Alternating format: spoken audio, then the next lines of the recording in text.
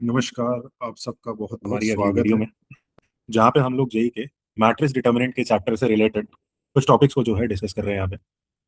So question कुछ ऐसे है, let R be a matrix having elements A3B C2D050 और ABCD के बारे में बताया गया है कि this belong to the sets containing elements 0 3 5 7 11 13 17 19।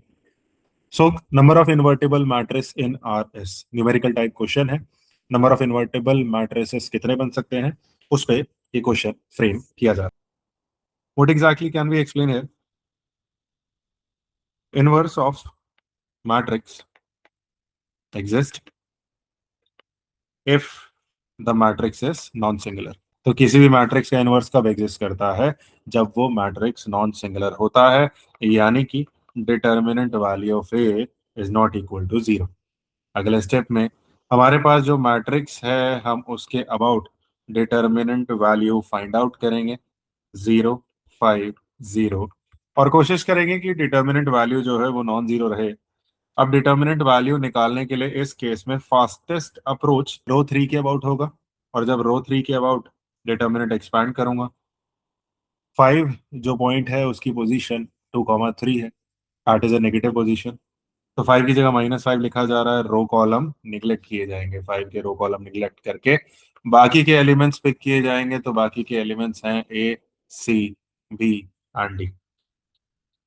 Requirement ये है कि वैल्यू जीरो नहीं होनी चाहिए। कुल मिला के अगर मैं टोटल नंबर ऑफ केसेस निकालूं कि कितने केस में ये कंडीशन बन सकती है, so for all A B C D randomly choosing from one out of these 8 numbers.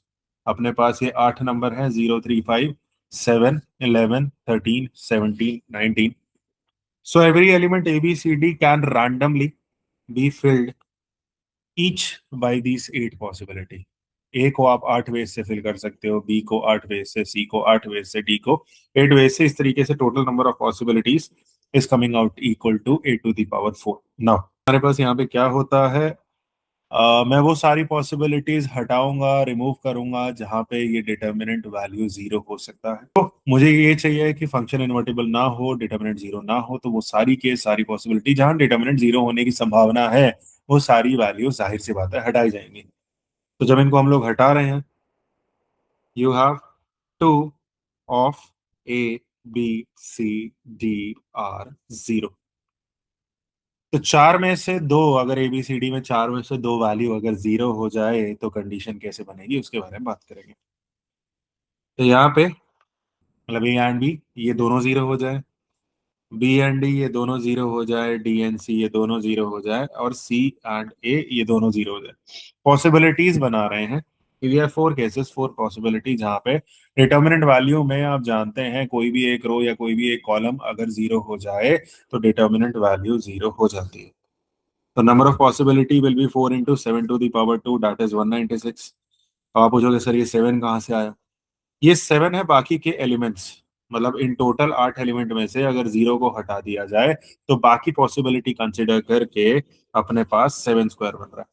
और ये 4 पॉसिबिलिटी है जब आप A B, B D, D C, C A, इन चारों में से किसी दो को जीरो करते हो। मैं वो सारे केसेस रिमूव कर रहा हूँ जहां पे डिटर्मिनेंट जीरो हो सकता है। तो 196 केस में अपनी पहली पॉसिबिलिटी बन जाती है बेटा। आगे, if three out of A B and C are zero, चार में से तीन एलिमेंट डिटर्मिनेंट में जीरो हो तो जाहिर सी बात है डिटर्मिनेंट जीरो ही होगा।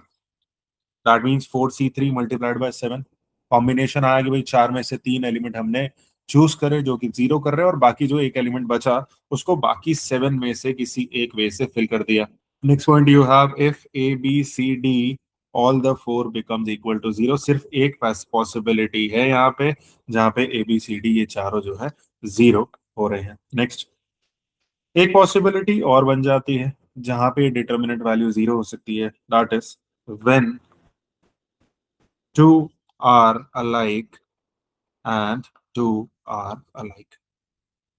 आसान भाषा में जब दो एलिमेंट एक जैसे हैं और दो एलिमेंट एक जैसे हैं तो भी डिटर्मिनेंट वैल्यू जीरो होती है। कैसे? आप पहली कॉलम में से 3 कॉमन ले लेते हैं, दूसरे कॉलम में से 5 कॉमन ले लेते हैं, और ऐसा करने से भी डिटर्मिनेंट वैल्यू जो है वो 0 आ जाती है। तो पॉसिबिलिटी क्या है कि 7 में से आउट ऑफ 7, 7 कैसे, एक्सेप्ट 0 वी हैव 7 एलिमेंट्स, जहां पे दो एलिमेंट्स चूज करके 2 इंटू टू कहाँ से आया, पॉसिबिलिटीज बना रहा हूं कि 3 3 यहाँ पे आ जाए, 3 3 यहाँ आ जाए, या 3 3 यहाँ आ जाए और 3 3 यहाँ आ जाए, और वाइस वर्सा 5 अलाइन हो जाएगा। मतलब 3 3 इधर, 5 5 इधर, 3 3 इधर, 5 5 इधर, 3 3 इधर, 5 5 इधर, 3 3 इधर, 5 5 इधर। तो सारी पॉसिबिलिटीज जो यहाँ बन सकती थी, ऑब्वियसली सारी पॉसिबिलिटीज कंसिडर की जाएंगी बेटा। And finally, the total number of possible ways that can be used is 8 to the power 4 minus 196 minus 28 minus 1 minus 7 minus 84। यानी कि वो सारी पॉसिबिलिटीज जहाँ पे डिटर्मिनेंट वैल्यू 0 हो सकता है, वो सारी पॉसिबिलिटी हटाई जाएंगी। अपना आंसर जो है 3780 के इक्वल हो जाएगा। तो इस तरीके से क्विक रिकॉल रखते हैं, हमने क्या पढ़ा इस क्वेश्चन में। तो इस क्वेश्चन में हमने देखा कि ये डिटर्मिनेंट वैल्यू नॉन इन्वर्टिबल होना चाहिए, इन्वर्टिबल का मतलब नॉन सिंगुलर होना चाहिए, डिटर्मिनेंट वैल्यू लिया, नॉन जीरो करा, रो नंबर 5 के अबाउट एक्सपैंड किया, इसकी पोजीशन नेगेटिव -5 लिख दी, बाकी के एलिमेंट लिखे। एबीसीडी को randomly using fundamental principle of multiplication 8 to the power 4 ways से अलाइन किया जा सकता है। फिर वो पॉसिबिलिटी निकालने लगे जहां पे डिटर्मिनेंट वैल्यू 0 हो रही थी। तो पहले दो दो करके किसी रो या किसी कॉलम के एलिमेंट 0 करे, फिर 3 एलिमेंट 0 कर दिए, फिर चारों एलिमेंट 0 कर दिए, फिर टू अलाइक की कंडीशन करी, और ये सारी पॉसिबिलिटीज जो है हम लोगों ने सबट्रैक्ट कर दी, हटा दी, जिससे हम लोग जो है अपने आंसर पे फाइनली पहुंच गए। तो एक क्वेश्चन और डिस्कस करते हैं इस पर्टिकुलर टाइप का, वैसा ही टाइप का क्वेश्चन है जैसे पीछे डिस्कस करा है।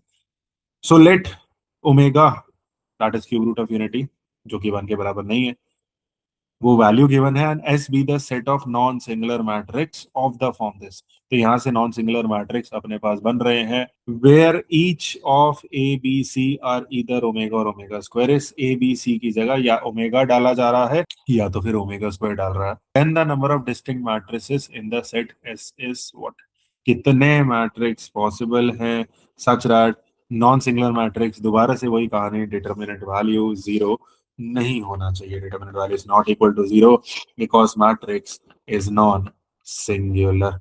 अगर हम लोग डिटर्मिनेंट वैल्यू पे नॉन जीरो रखना चाहते हैं तो इसको हम लिखेंगे 1 A B omega 1 C omega square omega 1, और इस वैल्यू को रख देते हैं नॉन जीरो, क्योंकि मैट्रिक्स को सिंगुलर नहीं रखना है।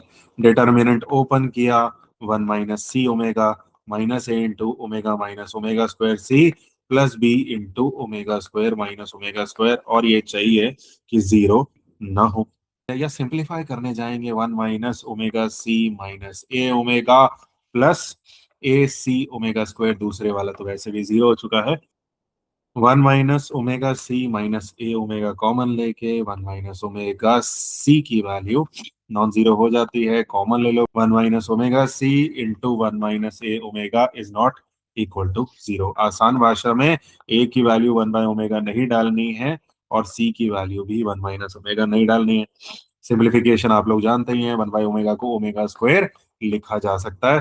तो अगर ये वैल्यूज हटानी है तो एक ही पॉसिबिलिटी बनती है कि ए और सी दोनों जो है वो ओमेगा के इक्वल आ जाए, पर क्योंकि बी पे कोई कंडीशन नहीं है, कोई बाउंडेशन नहीं है, कोई बंदिश नहीं है, तो बी की वैल्यू दोनों वैल्यूज में से हो सकती है, इधर इट कैन बी ओमेगा और it can be omega square, है ना, ओमेगा या ओमेगा स्क्वायर दोनों में से हमारे बी की वैल्यू जो है बन के आ सकती है।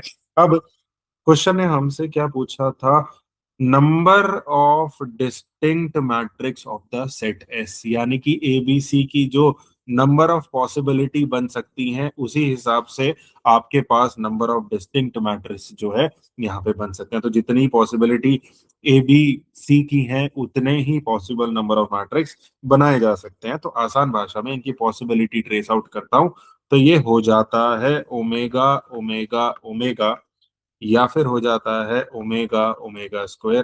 तो ये दो पॉसिबिलिटी अपने पास आती है, या तो फिर ओमेगा ओमेगा ओमेगा हो जाएगी, क्योंकि ए और सी तो वैसे भी ओमेगा है पहले से। दो पॉसिबिलिटी जो है वो बी की बनेगी, और इसी बेसिस पे अपना जो फाइनल सॉल्यूशन हो जाएगा, आंसर हो जाएगा, दैट वुड बी 2 सॉल्यूशन। तो एक रिकॉल करते हैं, बात क्या हो रही थी। बात हो रही थी इस टॉपिक में omega is equal to 1 being cube root of unity and number of possibility निकालनी है इस मैट्रिक्स की, such that the matrix is not singular, determinant zero ना हो। तो एबीसी पे कंस्ट्रेंट लगाया गया कि वो ओमेगा या ओमेगा स्क्वायर किसी दोनों में से एक वैल्यू को बिलोंग कर रहा है। Non singular, determinant non zero, determinant बनाया, नॉट इक्वल टू जीरो लिखा और डिटर्मिनेंट ओपन करा। ओपन करके 1 माइनस सी ओमेगा डाला, माइनस ए डाल के omega minus omega square into C plus B into omega minus omega square, ये zero हो जाता है। आगे अपने पास क्या बचा, 1 माइनस सी ओमेगा, मल्टीप्लाई करा, सिंप्लीफाई करा, कॉमन लिया 1 minus omega C and 1 minus A omega, value को नॉन सिंगुलर बनाया, यानी कि ए की वैल्यू 1 बाय ओमेगा नहीं होगी, वैसे ही सी की वैल्यू 1 बाय ओमेगा नहीं होगी। सो दैट मीन्स अगर ये 1 बाय ओमेगा नहीं हो रहा है, 1 बाय ओमेगा की वैल्यू ओमेगा स्क्वायर लिखी जा सकती है। अगर किसी बच्चे को ये याद नहीं आ रहा कैसे लिखा, तो इसको आप ऐसे करके लिख सकते हो कि 1 की जगह ओमेगा क्यूब डाल सकते हो, omega cube by omega omega square की इक्वल हो सकता है, और इस तरीके से ए और सी की वैल्यू ओमेगा स्क्वायर नहीं होगी। और अगर ओमेगा स्क्वायर नहीं होगी तो एक ही चांस बचा ओमेगा होगी, और बी पे कोई बाउंडेशन नहीं है। इस तरीके से ये दो सॉल्यूशन अपने पास आ जाते हैं। तो this was discussion of important questions of JEE Advance of the chapter Matrix and Determinant. मेरा नाम Himanshu sir, contact number 7011951915। Thank you. कोई डाउट हो तो आप मुझे बता सकते हैं।